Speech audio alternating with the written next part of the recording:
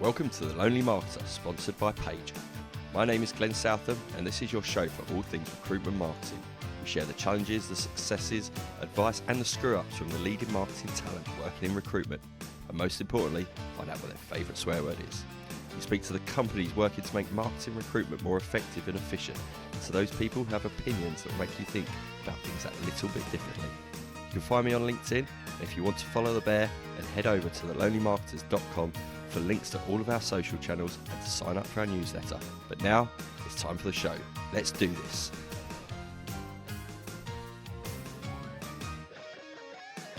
Hello everyone, welcome to another episode of The Lonely Marketer. There's been a little bit of a delay in episodes whilst I grab a load of new guests to do this Netflix style, otherwise I'm always chasing my tail. But without further ado, I'd like to introduce everyone to Ben Leeson. He's the co-founder and director of brand experience at the Rec Hub. Welcome to the show, Ben. Cheers, Glenn. Thank you, mate. Cool. I don't try and introduce people. I let others intro themselves. That was a good start here. I've got, for those who may be wondering what the noise is, and my hatred of editing podcasts, any noise that people can hear throughout this episode is my father-in-law putting up a curtain pole. So I do apologise for that, but, you can't say we're not authentic here. Ben, you're not going to have this sound coming through your microphone, so I'm not going to do an introduction, but if you can give an introduction to yourself, your background, and how you got to this point of where you are at Rec Hub. Absolutely, mate. And obviously everyone knows that this is your really expensive maid doing the hoovering under your desk and tidying up around you rather than DIY. It's all smoke and mirrors. Don't believe it. Hashtag marketing. Yeah, exactly. So me, history of being in brand roles or kind of marketing roles. So traditional route, or I guess the historical traditional route of coming through uni. I'm probably one of those rare people whose degree is actually related to the field they're in. So graduated with a media promotion degree, then did a little bit in the third sector. So did stuff with some charities and some leisure providers, but a lot focused on kind of sport and leisure. So worked through that kind of opening part of my career, then moved into more B2B roles. So working with a big Japanese blue chip tech company, started for their UK entity, then moving more European. So looking after the Nordics and kind of Scandinavian stuff, again, with a focus on brand and kind of marcoms, probably more than traditional marketing. Then transitioned back into B2C, working for a big company called Into. So at the time, one of the UK's biggest shopping centre and retail owners, unfortunately not here anymore. Probably a big casualty of COVID and the recession, but an amazing opportunity to really work with a big chunky brand in a very consumer-led space. After things kind of changed at Into and the business went through its transition, took the opportunity to move into recruitment. So obviously, Glenn, Harry and Rex are other two co-founders, and Bill, of course, you know them very well. Always kind of had these conversations about doing something in recruitment, or those guys have. And in credit to them, they were always quite interested in having a marketeer involved and making sure that when I'd like to think that was my influence of them working with me for a number of years. I mean, it must be, and without blowing smoke up your ass, they're always incredibly complimentary about the work you did. So, I mean, you say that quite flippantly, but obviously that shows the impact that a good, strong marketer can have on an organisation. And actually, how that can filter down to people is quite key. So, yeah, don't do yourself out of anything there, mate. I definitely think that had a big impact on why I'm here. But yeah, long story short, the guys were really intent on having a brand, not just building a company. As we all know, that crazy stat a little while ago of 600 recruitment businesses founded every month across Europe. Well, you don't just want to be one of those 600. You want to create a brand, you want to create an entity. And in fairness to the guys, they were always very, very pro that. So yeah, marketing and brand they helped build the table, not necessarily a seat at the table in the Rec Hub, which has been quite refreshing. Yeah, I think it's probably quite good to give a top level overview of the Rec Hub as well, is because we hear a lot, you know, in the recruitment world, or in the talent world, which is the new way that we describe recruitment. It feels. What How are the Rec Hub different, if you like, because they're not, you're not a recruitment company. You know, you work in the recruitment world. You are trying to do things a little bit differently, and actually do it differently rather than just say it differently. So, you know, just for a very couple of minutes, you know, chatting around who the Rec Hub are, the approach to talent and recruitment that you guys do. I think that would be quite useful to kind of frame the rest of our conversation, really. Yeah, absolutely. Well, I guess starting from our offering, we are an embedded agency. So, and I'm sure you and a lot of the thousands of listeners have probably heard this term embedded being bounded around quite a lot. It's I'd like to say it's a new concept in terms of talent. It's been around for a little while, but now it's becoming much more mainstream. And essentially, we embed internal recruiters into scaling or growing tech companies. So obviously from a contingent point of view, sitting there working jobs and the fee per hire, we try and emulate more of a tech company or a subscription company feel. So a business will come to us looking to volume hire, and we can loan them essentially an internal recruiter to work on that project for a period of time, 6 months, 12 months, but they will be fully immersed and embedded in that organization. So they will have that company's email address, they will understand that company's values and their vision and their mission, and essentially act, for all intents and purposes, as an employee. And because they do that, they go through a big brand and cultural induction at that organization, which means they're much more in tune with the hiring strategies and the talent requirements, and actually how that business looks, sounds, and feels, which I think is really, really important when we're looking at talent and this war for talent. To be able to speak on a level that our partners are speaking on is quite key and quite important. So yeah, our recruiters, or talent partners as we call them, they are stakeholder managers, they're recruiters, they're brand ambassadors, they're L&D, they're everything that this kind of organization needs, because they are part of them. We do it from the inside out. Yeah, and like you say, the benefit of taking that approach means that you get to, and if anyone's listening, go and check out kind of Rec Hub's social channels and things. The benefit of taking this approach is that you're able to kind of align yourself exclusively, the Rec Hub brand, with all the companies' brands that you work with directly. There's none of this, our client is looking for, or we're working with this fantastic client. It's open, it's transparent, it feels truly collaborative.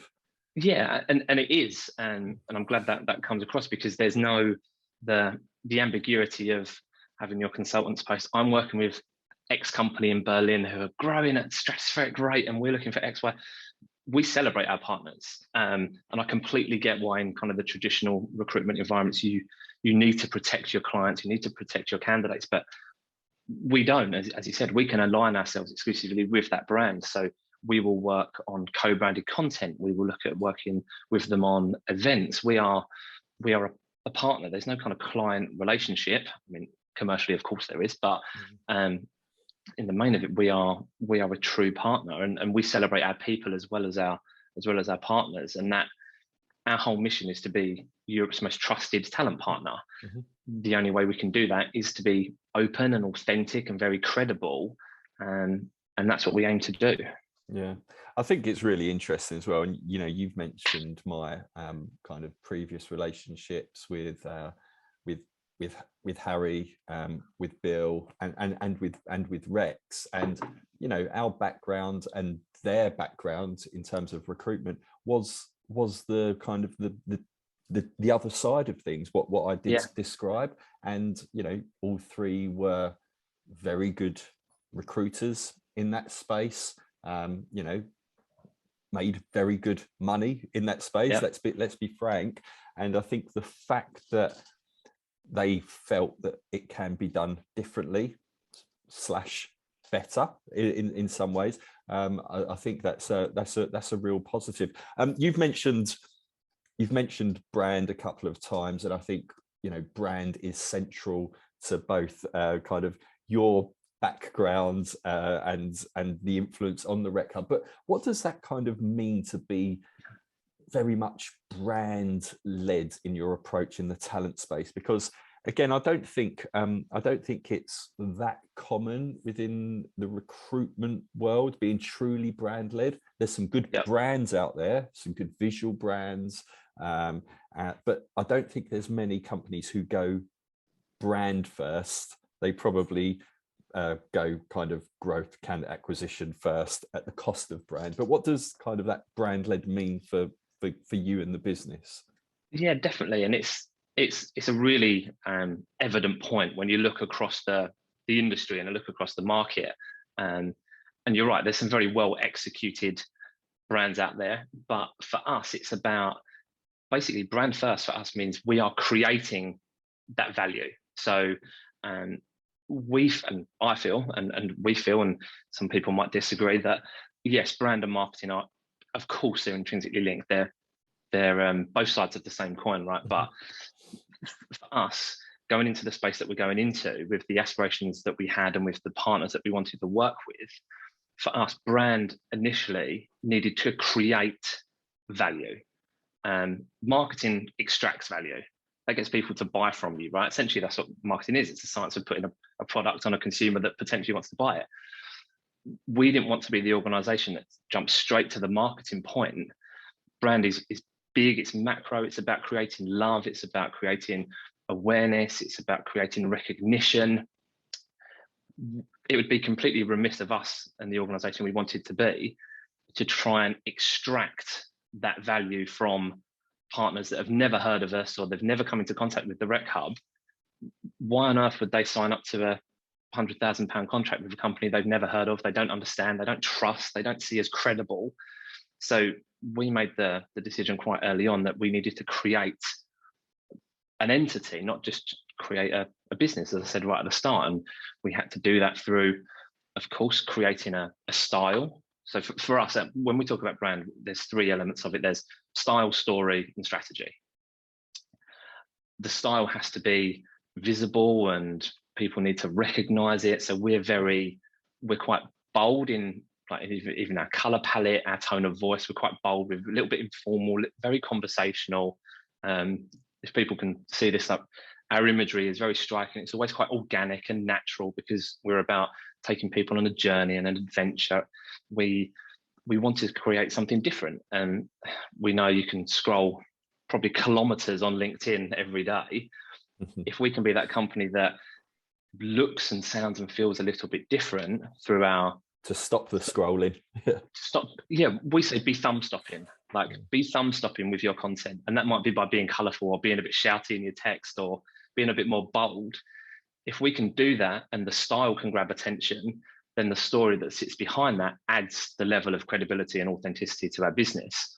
Once people start to recognize us, as marketers, we know there's the X amount of touch points you need to get some buying intent and all that kind of stuff. But if we can start really leveraging that through great content and aligning ourselves to brands and partners and other organizations, then we're kind of pushing on a slightly more open door. So when the marketing side of things kicks in and we're trying to extract that value and get people to purchase from us and partner with us, there's that level of awareness, even if it's subconscious awareness, there's that level of awareness that we're kind of there. We're in the kind of vicinity of people when they're thinking about talent partners. Yeah. And obviously we spoke about it before I hit record. There's a big push from a lot of people in the recruitment, in the talent space, to bring on new people to join the business. It feels with the Rec Hub that, you know, there's very little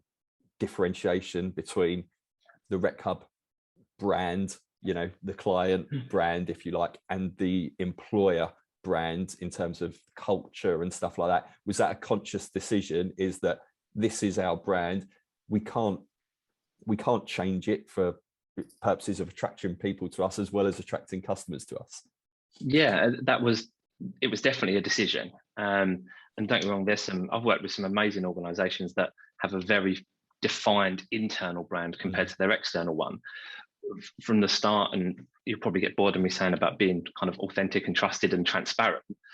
Again, we felt it wasn't right to bring people into our organization, into our culture, attracting them with this, the Rec Hub brand and the Rec Hub kind of visuals and look and feel and feeling, if then internally we address them very differently and we talk to them in a different way. You know immediately, don't you? Like probably within half an hour of walking into an office, a business, or having a conversation, and then you lose trust quite quickly then. Exactly. So we were right from the start said, no, we want our people to love the brand they're working for, to love being part of this organization, this entity that supports them and they feel like they belong. And most importantly, they feel happy where they work. Harry and Rex did a podcast with Sean Anderson, the RAG one, which I'm sure you know, and there was a big narrative through that about happiness. And if we can make our people happier and make our talent partners feel happier, then success and profitability and all those lovely things come on the back of that. That's the organic output of being happy, rather than going for, you need to be more commercial and at the same time try and be happy about it. We've kind of flipped it on our head. So yeah, our internal brand 100% mirrors our external brand. Our brand, because of the nature of our business, our brand is our people and our people is our brand.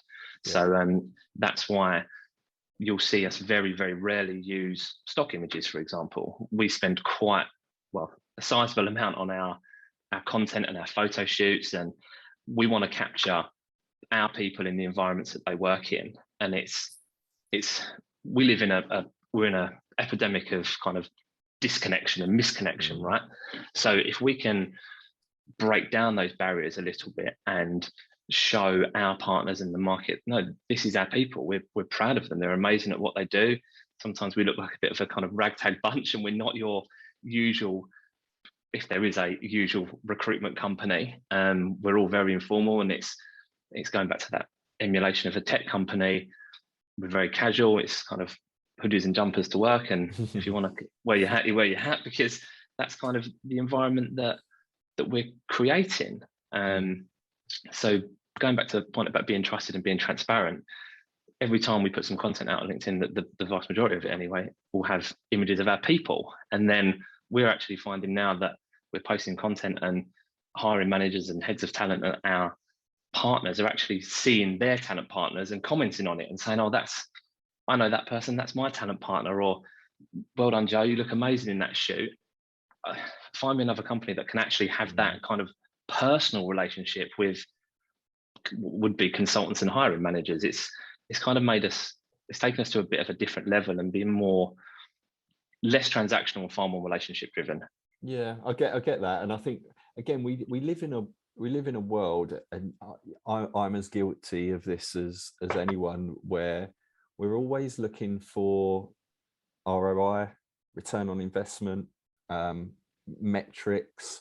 And I think for since the dawn of time, trying to put a value on work that goes into a brand is very difficult. Lots of people do brand work, and marketers and people listening to us will say, how do you measure the value of a brand and things?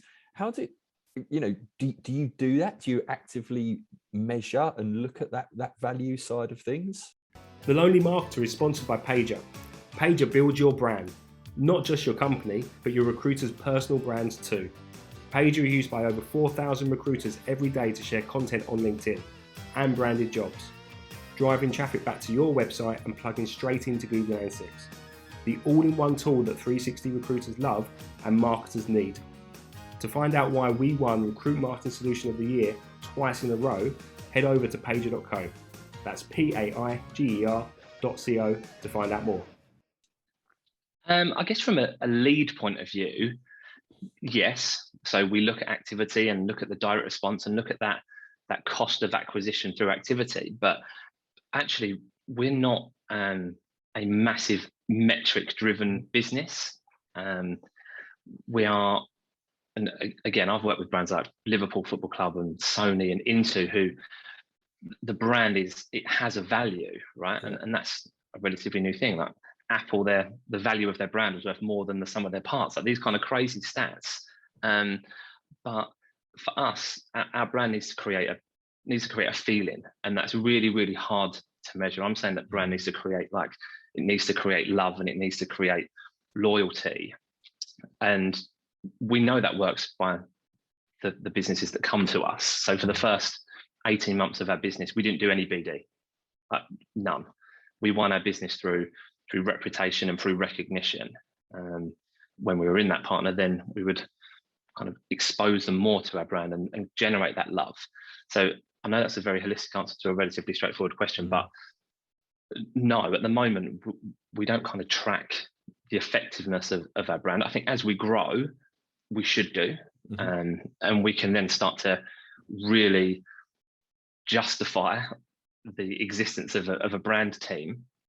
But again, as we grow and as we scale, I think that the marketing side of our business is going to grow a lot more. And I think that's a far easier way to start looking at ROI and kind of and metrics around activity. But at the moment, we know what we're doing is right because it feels right, and the feedback we get is good, and the feedback we get is very positive, and we're seen as quite progressive and a little bit disruptive, and that's the feedback we get internally and externally. So as long as that stays how it does, I'm quite comfortable in that we're making the right movements and making the right decisions. Yeah, I completely get that, and I think that a lot of that comes down to the business understanding, and you're in that position where you're kind of a co-founder at that top table, but really understanding that vision or the mission of where you want to get to.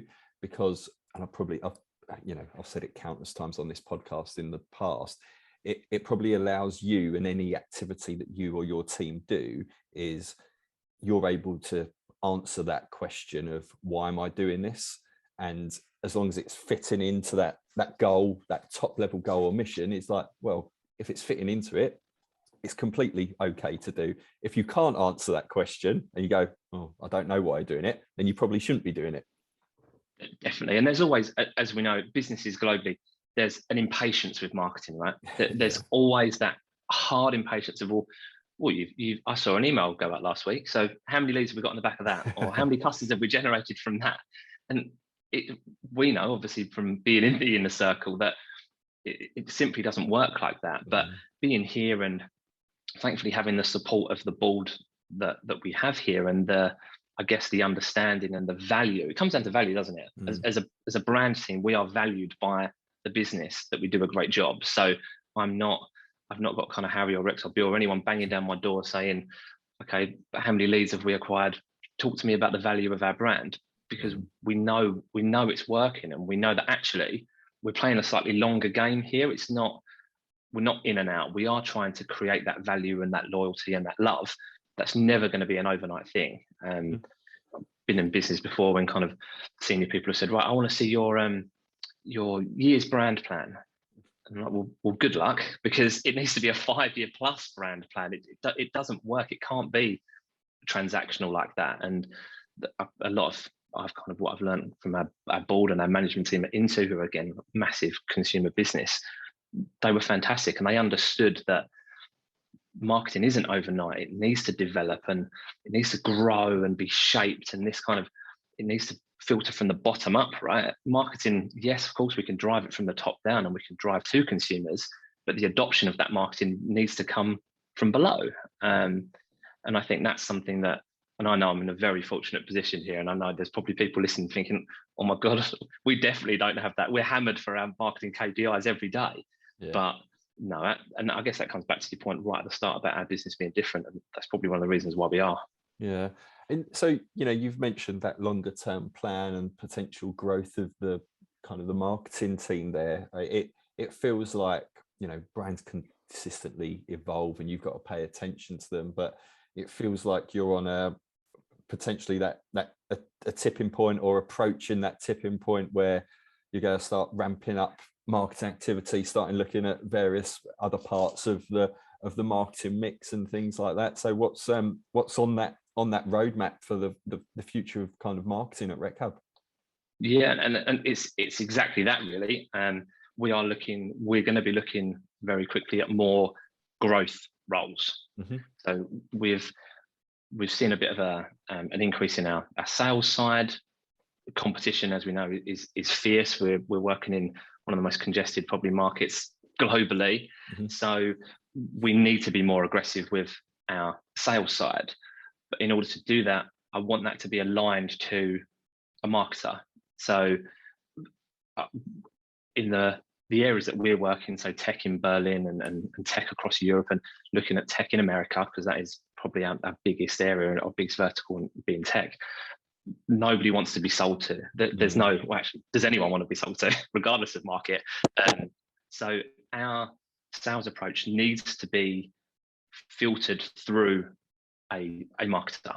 So we're going to be looking at creating kind of clusters of kind of lead gen or demand gen, looking at maybe more growth roles, looking at more bespoke kind of relationship roles. So at the moment, we've got a relatively small brand team because we're quite internally focused. But as that grows, 100% looking at probably more demand gen marketers, growth marketers, people that understand how to generate business and generate sales, but through a marketing-led approach, rather than just, right, that's a list of people, sales guys, that we've just had a dump from Crunchbase of all these people that have had funding, go after them. We don't want to be those guys. So being able to be a bit softer in our approach, that needs to come from a marketer. So that's how we're going to start to grow and to ramp up and to scale, through generating demand, still being very kind of conversational and subtle, and being more focused on content rich environments and content rich channels, but doing it with more of a focus on actually, as we've just been discussing, that kind of those metrics of actually, are campaigns successful? What does that campaign look like? What are the elements? How can we track it? How can we monitor it? So that's kind of where we're going, which is really exciting. It's great being able to kind of literally from nothing build a team. As marketers, we normally inherit, don't we? We normally inherit a team, or inherit a product, or inherit a brand. Whereas being able to build one from the bottom up, it's really, really nice. And seeing that grow and develop, it's quite a wonderful thing, actually.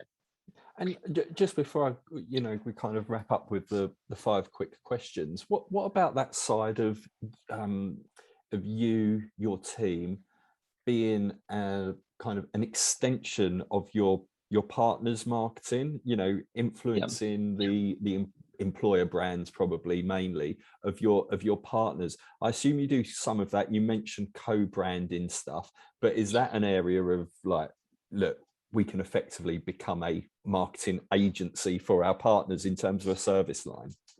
Definitely, and we don't really shout about it at the moment, because we use it as a tool to probably over deliver in our partners.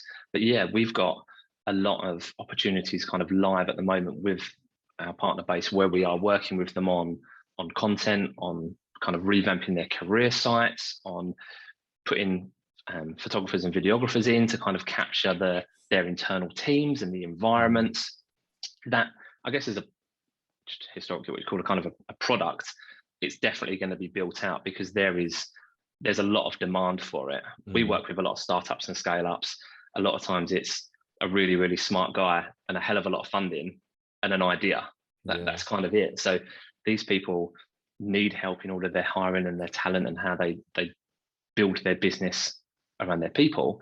But at the same time, they need to be able to attract those people. And obviously an AVP is great for attraction, but also it's incredibly important for retention, right? So we yes, again, this is a very long answer to a straightforward question, but we're doing it a lot at the moment.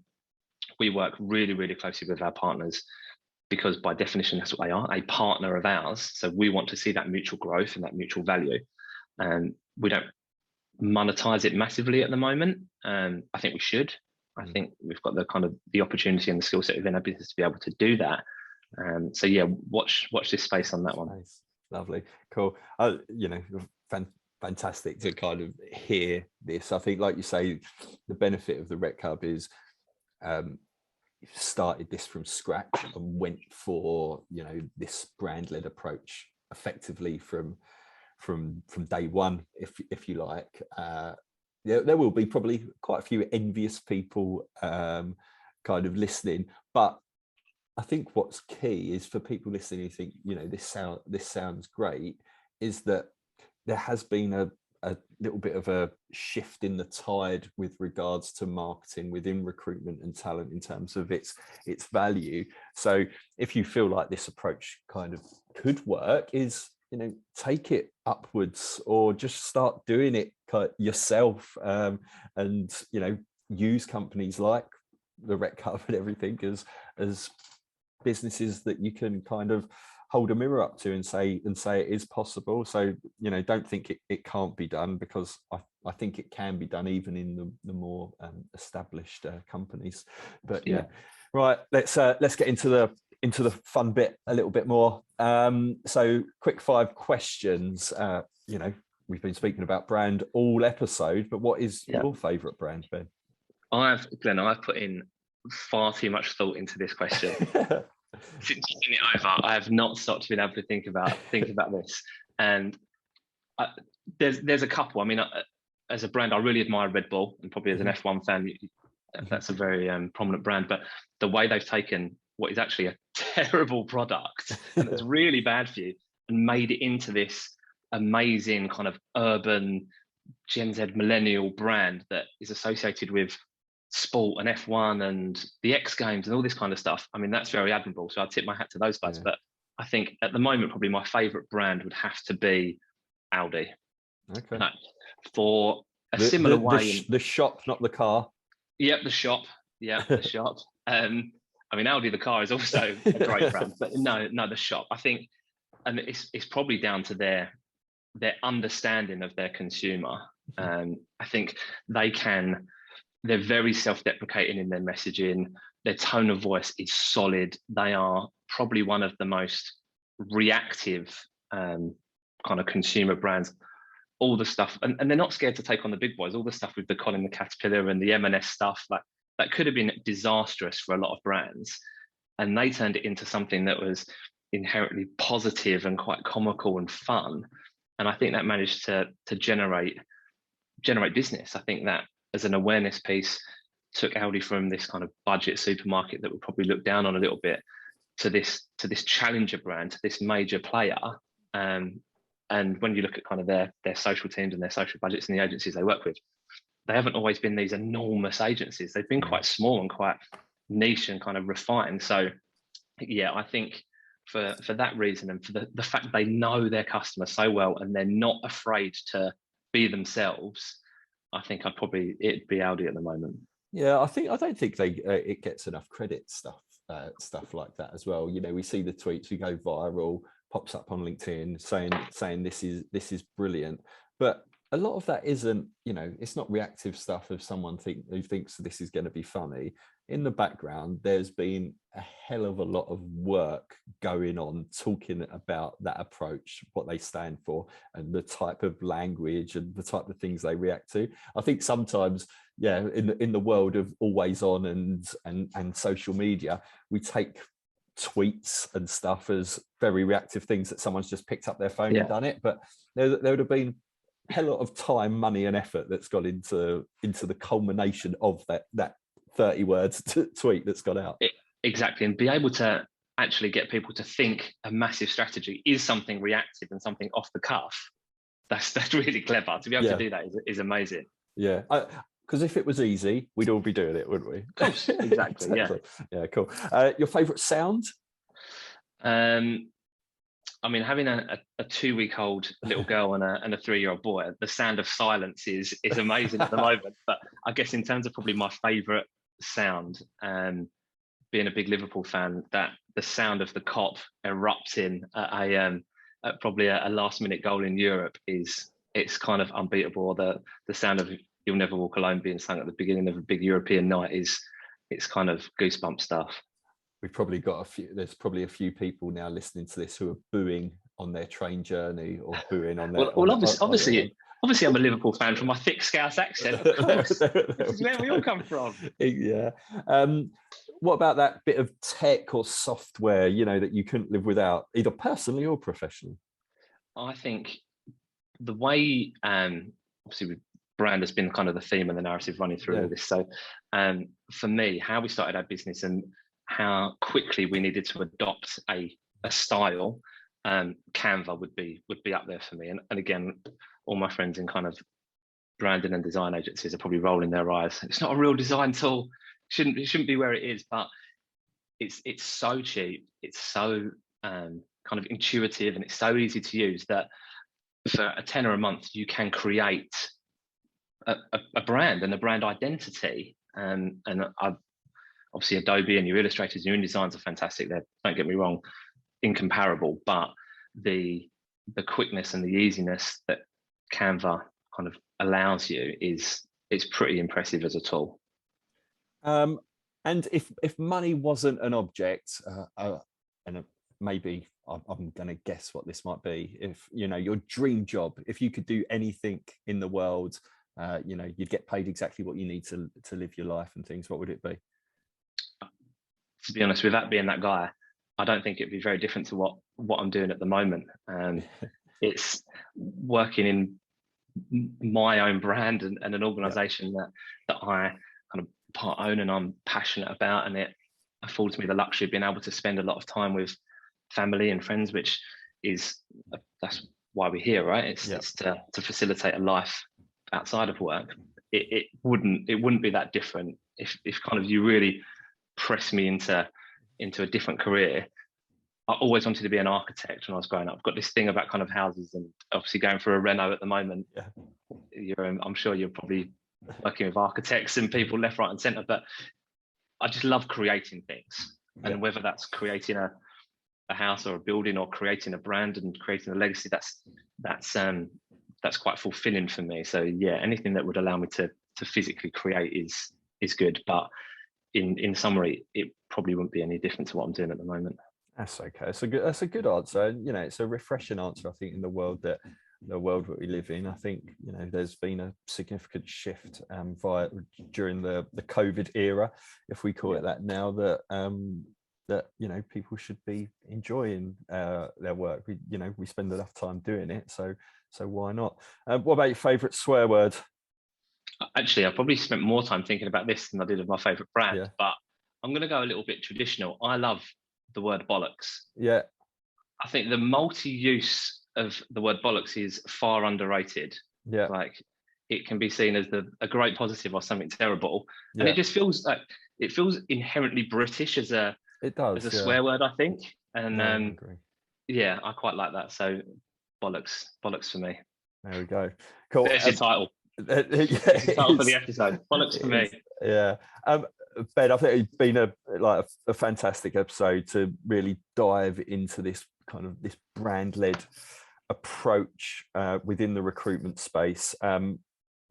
Anyone who is listening, go and find out more about kind of the Rec Hub, LinkedIn, new website recently as well, I think, isn't there? So new website. Got a new website. Check out their socials and their approach, and I'm sure if you want to go and hunt out Ben on LinkedIn and connect with him, he won't reject it. So Ben, thanks so much for joining me. It's been a pleasure, mate. I really enjoyed it. Cool, and I will speak to everyone else very, very soon.